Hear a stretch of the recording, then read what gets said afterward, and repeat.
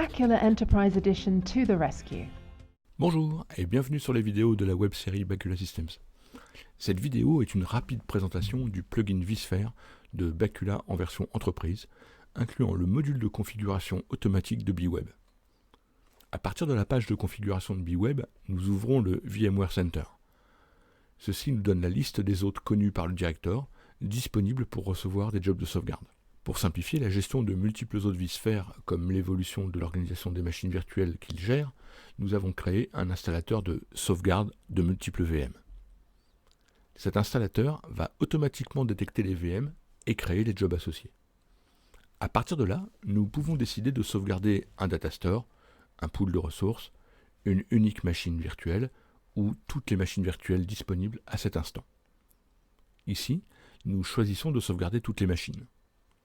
L'étape suivante est de spécifier les options retenues pour les jobs de sauvegarde qui vont être créés.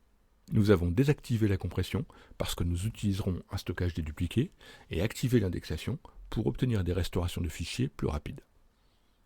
Ensuite, nous choisissons la forme générique des noms de jobs à créer. Sélectionnons le client, le schedule et le stockage utilisé par Bacula pour recevoir les données sauvegardées. Ces informations pourraient être obtenues à partir d'un job def qui n'est autre qu'un modèle de job. La dernière étape comprend des options importantes. Nous pouvons décider de rejouer l'outil de découverte automatique des VM pour être certain d'avoir une liste à jour. Si c'est un nouvel hôte ESXi, il peut être nécessaire de déployer un nouveau client.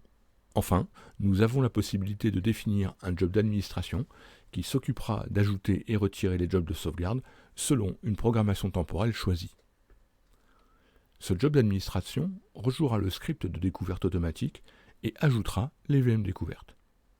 Optionnellement, il pourra supprimer les jobs des VM qui ne sont pas détectés. Il est également possible de créer les configurations sans les appliquer pour laisser l'administrateur vérifier leur contenu et le propager. Nous pouvons définir l'heure à laquelle ce job sera exécuté chaque jour, ou bien créer un schedule manuellement et l'associer au job d'admin ensuite. Une fois que nous avons fourni toutes les informations, une fenêtre présente les jobs qui seront ajoutés pour toutes les VM découvertes.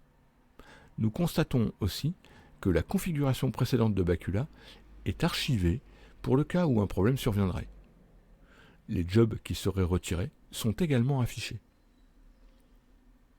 Après avoir propagé la configuration et rechargé le directeur, les jobs sont prêts à démarrer.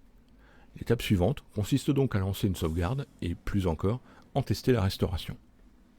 Maintenant que les jobs ont été créés et que nous avons sauvegardé nos VM, nous pouvons faire un test de restauration pour valider que tout s'est correctement déroulé.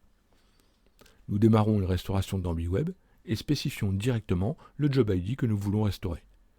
Nous remarquons qu'il est possible de limiter l'affichage des répertoires selon nos besoins et que le contenu peut être restauré en n'importe quel point. Le plugin VMware fournit également la restauration granulaire aux fichiers. Nous pouvons par exemple restaurer un fichier VMDK sur un serveur de fichiers. Dans la majorité des cas, nous restaurerons un fichier ou la totalité de la VM. Pour restaurer une machine complète, nous sélectionnons le répertoire racine et pouvons passer à l'étape suivante. Définir le champ where à la valeur / permet de demander la restauration de la VM à son emplacement d'origine, y compris pour une VM existante, si tel est notre besoin. L'onglet vSphere nous permet d'ajouter le comportement souhaité. Nous avons la possibilité de définir un autre datastore, un autre ESXi ou changer le nom d'une machine virtuelle.